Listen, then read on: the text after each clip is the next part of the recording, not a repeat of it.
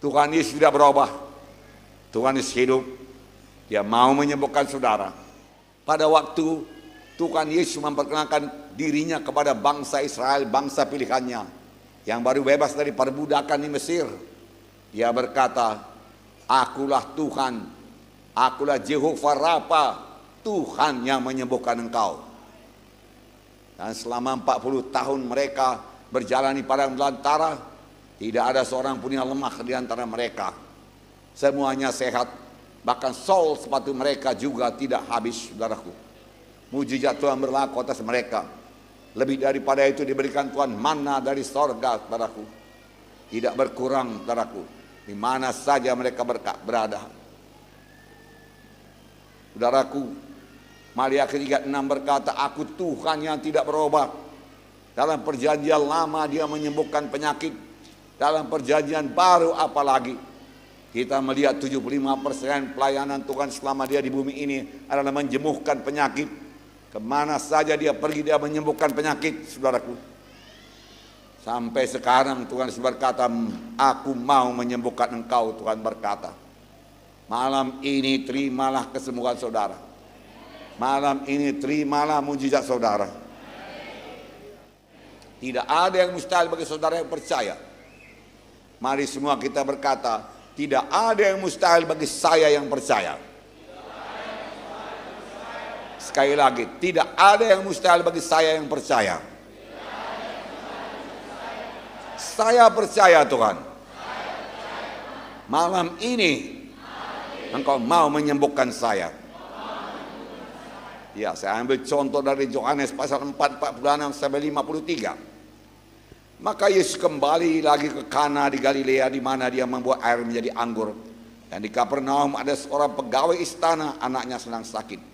Ketika ia mendengar bahwa Yesus telah datang dari Yudea ke Galilea, pergilah ia kepadanya lalu meminta supaya ia datang dan menyembuhkan anaknya, sebab anaknya itu hampir mati. Kata Yesus kepadanya, jika kamu tidak melihat tanda dan mujizat, kamu tidak percaya. Pegawai istana itu berkata kepadanya, Tuhan, datanglah sebelum anakku mati. Kata Yesus kepadanya, pergilah, anakmu hidup. Orang itu percaya akan perkataan yang dikatakan oleh Tuhan Yesus kepadanya. Lalu ia pergi. Ketika ia masih di tengah jalan, hamba-hambanya telah datang kepadanya dengan kabar bahwa anaknya hidup. Ia bertanya kepada mereka pukul berapa anaknya itu mulai sembuh. Jawab mereka, kemarin siang pukul 1 demamnya hilang. Maka teringatlah ayat itu, bahwa pada saat itulah Yesus berkata kepadanya, anakmu hidup. Lalu ia percaya, ia dan seluruh keluarganya. Di sini kita melihat, saudaraku, Yesus kembali ke Kana di Galilea.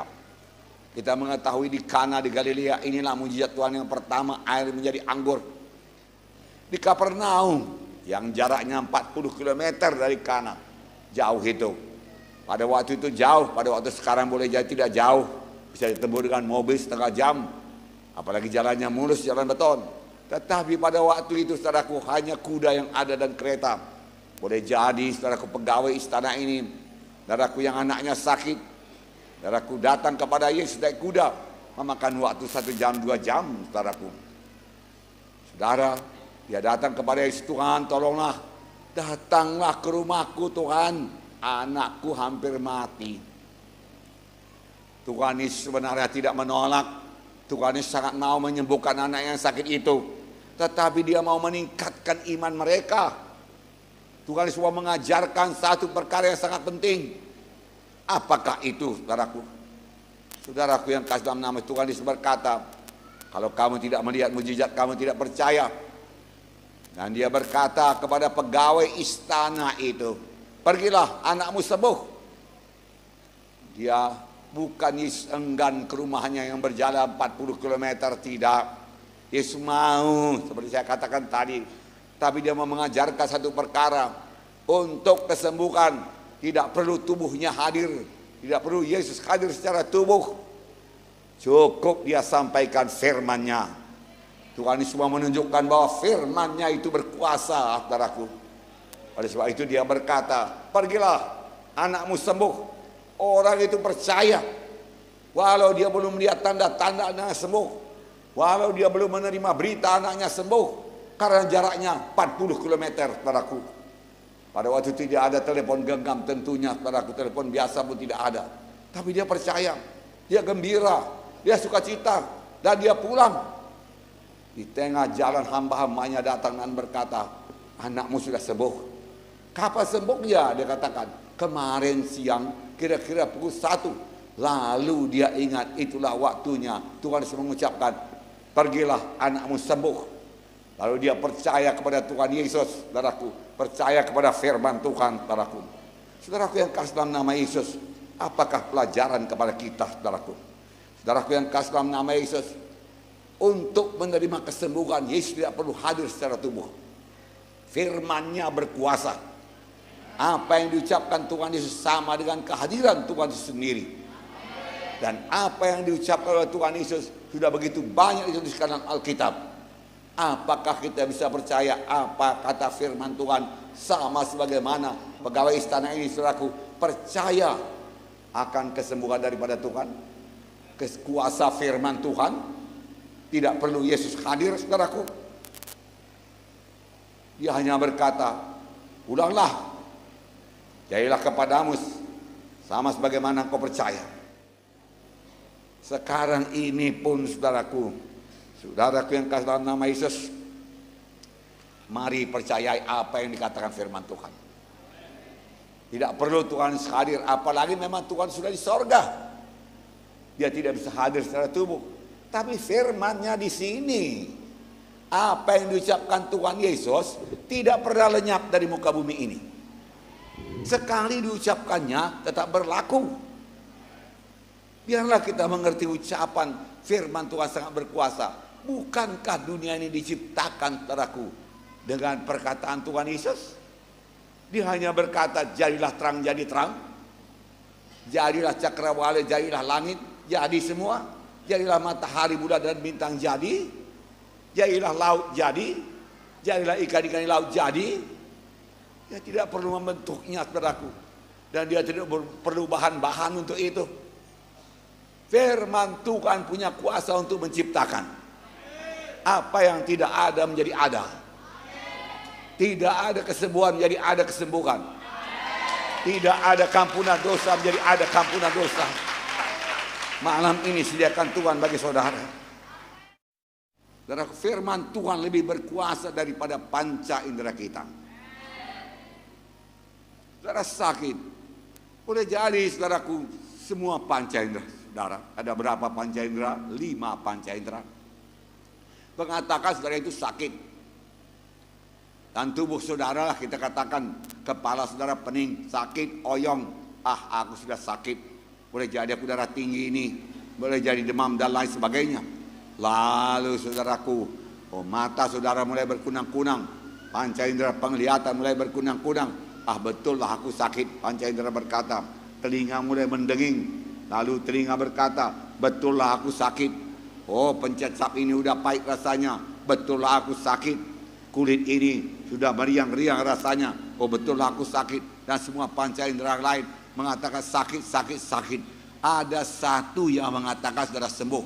Firman Tuhan berkata, oleh bilur Yesus engkau sudah sembuh. Aku mau menyembuhkan engkau. Saudaraku, tanda kita beriman, kita lebih percaya kepada firman Tuhan daripada perasaan kita, daripada penglihatan kita. Itulah dia iman. Itulah iman, saudaraku. Walaupun perasaan, saudaraku, tidak mendukung, saudaraku, untuk kesembuhan, tapi iman berkata, oleh bilur-bilurku engkau sudah sembuh, berarti sudah sembuh. Amin. Tuhan meminta kita percaya dulu dan bertindak menurut firman Tuhan. Maka kesembuhan akan menyusul. Selalu begitu menerima kesembuhan dalam Alkitab. Kenapa kita kurang mengalami mujizat Tuhan? Karena kita mau melihatnya dulu, kita merasakannya dulu, barulah kita percaya, oh betullah Tuhan menyembuhkan. Tapi Tuhan lebih suka, saudaraku, Kita bertindak saja, kita percaya kepada firman-Nya dan bertindak seturut dengan firman-Nya. Amin, saudara. Saudaraku yang kasih dalam nama Yesus, kepada seorang lumpuh, Yesus berkata, bangunlah, angkat tempat tidurmu, pulanglah ke rumahmu. Lalu orang itu bangun dan pulang. Orang lumpuh ini punya iman. Dia tidak berkata, Tuhan, engkau kan melihat aku lumpuh. Enggak bisa aku mengangkat tilam, berjalan pun tidak bisa, berdiri pun tidak bisa. Sembuhkanlah aku dulu Tuhan, baru bisa aku berdiri, kuangkat tilamku. Dia tidak berkata demikian, dia cukup percaya kepada apa yang diucapkan oleh Tuhan Yesus. Tuhan Yesus berkata bangun, dia bangun, saudaraku.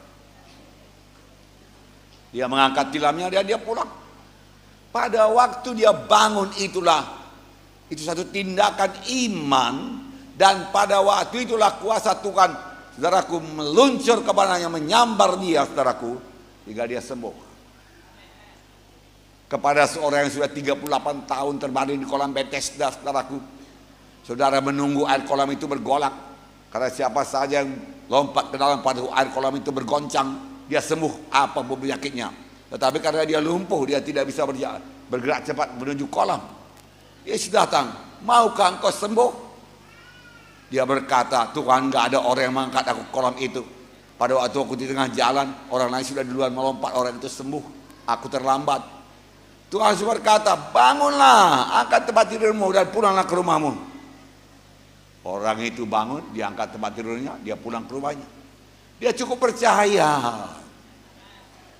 Dia tidak berkata, Tuhan 38 tahunnya aku ini sakit, Tuhan, engkau suruh pula bangun dan bangkit. Kalau memang bisa aku bangun dan bangkit, udah lama aku bangun bangkit, Tuhan. Dia tidak berkata demikian.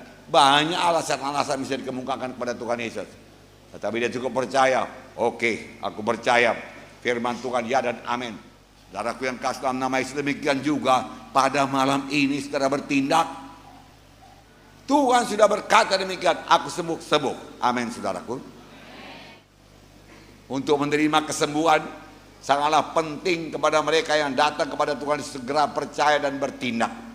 Percaya dan bertindak. Percaya dan bertindak.